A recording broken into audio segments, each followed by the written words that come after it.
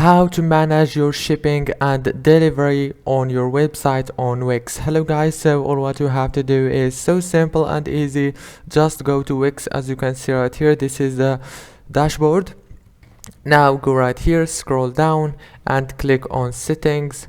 After you click on settings, it will take you to this page. Right here you will find many options. Just scroll down and you will find shipping here. Click on it, and now as you can see, you can manage and edit your shipping region and your delivery options here. Click edit, and as you can see, now you can manage all those informations easily. You can add your local delivery, your local pickup, and many other options.